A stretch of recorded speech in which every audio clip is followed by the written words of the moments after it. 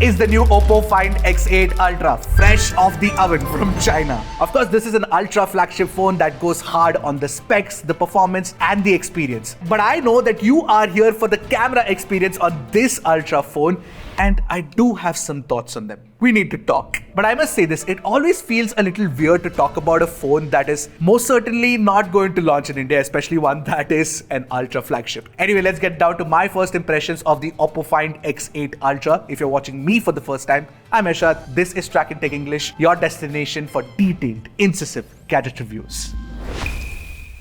Now, the Find X8 Ultra might not look like an ultra phone at first glance, but the moment you hold it and use it, that feeling immediately vanishes into thin air. Now, what I particularly like about the Find X8 Ultra is that OPPO has managed to make the industrial design in such a way that despite fitting such a large camera module inside the phone and having a large 1-inch sensor along with 4 other sensors alongside it, it's actually managed to make it slim. I think that this must be the slimmest ultra phone with an ultra camera setup. The weight of the phone is about 226-227 grams, which in my opinion has also been distributed really well, something that I didn't expect at all. So the review unit that we got is actually in this light pink color, which looks very good if you ask me. And the glass on the rear is slightly, curved around the edges to make it feel more comfortable to hold and use. Also, this is of course frosted glass on the rear. It's a matte finish as well, but you've got a satin kind of texture, so it does feel very good in the hand when you hold it. Yes, I know that the Find X8 Ultra might not have a standout design and some people might feel that way, but to me,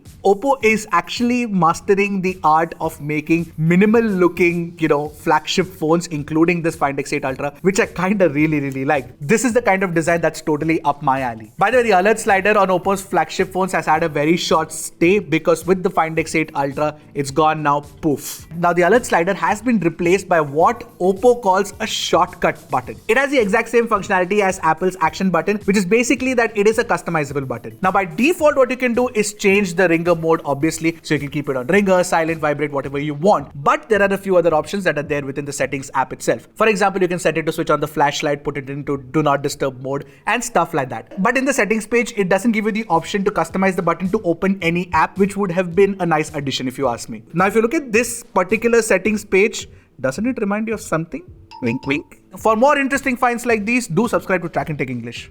Wink wink. Now, the next button that I want to talk about is also inspired by Apple's camera control button. Now, OPPO calls it Quick button, and this is in its second generation now. With the Find X8 Pro, we got introduced to this button, but all it could do was use it as a shutter and capture a photo. But now you do get swipe function, so basically what you can do is swipe on this button to actually zoom in or zoom out of images. Unfortunately, you can't switch between modes right now, so keep that in mind. But there's one interesting comparison that I ran. Basically, I double-clicked the Quick button on the Find X8 Ultra and the camera control button on the iPhone 16 Pro Max to see which one opens the camera first and takes a photo. OPPO wins every single time. So that's basically about the buttons. The rest of the features of the design itself include IP68, IP69 rating, wireless charging, of course, and you also do get a Type-C 3.2 port at the bottom. You've got stereo speakers and an infrared blaster at the top. Now, the display on the Find X8 Ultra is obviously flagship grade and it has all the flagship specs that you'd want from a good display. Now, this is a flat panel with extremely slim bezels and a very tiny punch hole at the center. It's got really good screen estate. Of course, this is also an OLED panel with a very high PWM dimming rating, which is obviously very good compared to the other flagships from Samsung, Apple and Google. Plus, you also get a very good peak brightness when you're watching HDR content, especially on YouTube. Unfortunately, Netflix HDR is not supported in this Chinese variant of the phone. Plus, the brightness outdoors is a very respectable 1600 nits and gets plenty bright. But there are two aspects of the display which are pretty awesome,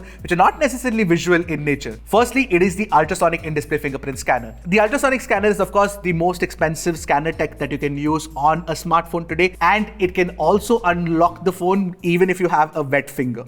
And the second most awesome thing about the display is the vibration motor behind it, and the haptic feedback experience on the Find X8 Ultra is the best I've experienced on a phone that I have tested for the past 15 years. I know that's a very tall claim, but yes, it's excellent. It's very well tuned. It's tight, it's crisp, it's precise, and you can tune it exactly the way you want it using OHaptics. Great job, OPPO. Now talking about the stereo speakers, they're actually very good because you get individual speakers on the left and the right channels, and they're actually balanced pretty well. Now the one thing I noticed while testing the stereo speakers against the iPhone 16 Pro Max is that the 16 Pro Max has slightly more bass, but the treble experience is better on the Find X8 Ultra. Take a listen to it and let me know what you guys feel.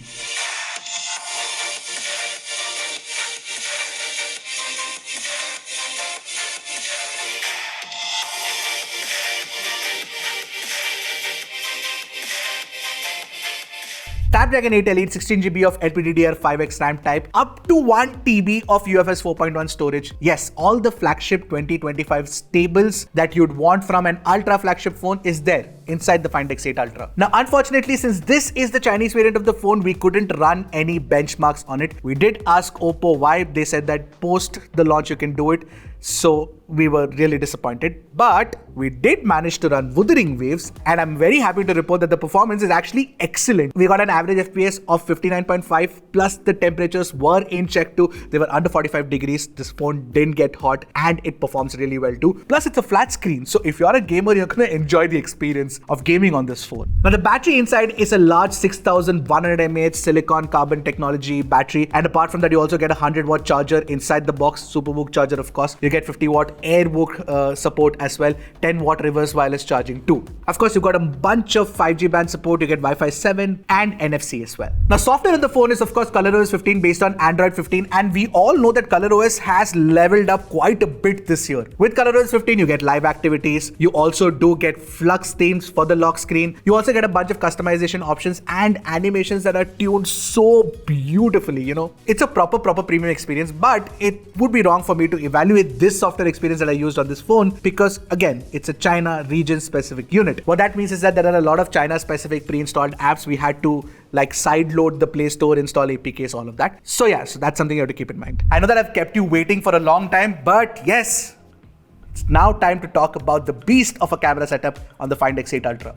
So basically what you get are 450 megapixel cameras on the rear. The primary camera is a 1-inch Sony Litia 900. You get 2 periscope cameras with 3x and 6x zoom capabilities. You also get a 50 megapixel ultra wide angle camera, and there is a 5th camera which is a true chroma camera, which I'll talk about in a bit. And of course on the front what you get is a 32 megapixel selfie camera as well. Obviously the hardware is impressive, but I must, put a caveat out here. The Chinese variant has 2 problems that I want to highlight. So basically the color tuning is tuned for China, so the colors look a little too saturated in my opinion. So it's not entirely neutral, it's warm, it pushes up the reds to make it look a little more attractive. Also the skin tones generally are off, again, a little too on the warm side, not very neutral. But since this is a region specific issue, I'm not going to evaluate the camera or give you guys a verdict, but what I can tell you is the things that you can do with it, because they're obviously very impressive. Firstly, I must highlight the fact that with the Find X8 Ultra, you actually can do 25 megapixel pixel bin outputs now, up from 12.5. So there is standard and high-res option available, so you can pick one of the 2. So this is very similar to what Apple introduced, and I was like, when is an Android manufacturer going to do it? And OPPO has done it. Of course, the file sizes will be larger with the 25MP outputs, but the quality, oh my god, the details that it can retrieve, it's impressive AF. Just take a look at this comparison against the Xiaomi 15 Ultra's 1-inch sensor, which pixel bin samples at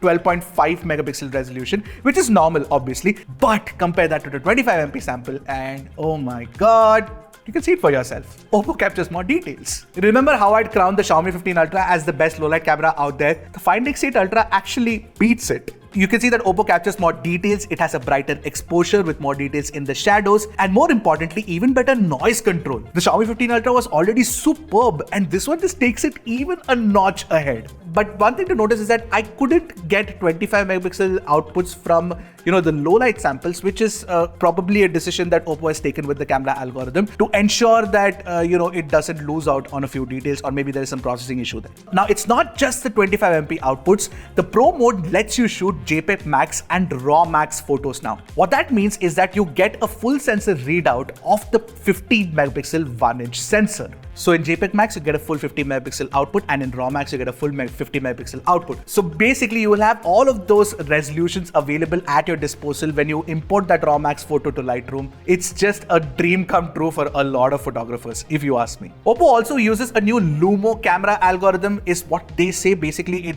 apparently brings out true colors, and it apparently enhances sharpness and shoots accurate HDR as well. But this is exactly what all camera algorithms do anyway. It's just an enhanced version of what the Find X8 Ultra can do. One of the interesting things with this Lomo camera algorithm addition is that you now can do live preview of your HDR photos in the viewfinder before shooting them, which is obviously something that was missing on OPPO's flagship Ultra phones, and now it's available on the Find X8 Ultra. Now, while you can see the live HDR preview in the viewfinder, once you take a photo and go into the gallery app, you will still see that it takes about a second to process it. But yeah, it's still very useful, I must say. Now, like I mentioned, the colors are kind of saturated in the Chinese variant. There's also a little bit of a color shift that I noticed with some of the lenses, but the HDR performance is actually incredible. I just love the way it controls the highlights and the shadows. Now, using the Lomo algorithm in this particular image where there are different sources of light, it is all very well controlled. Now, skin tones, like I mentioned, are definitely not true to life, as you can see from these photos, but like I mentioned, it is not something that I'm going to be considering an issue because different regions have different requirements and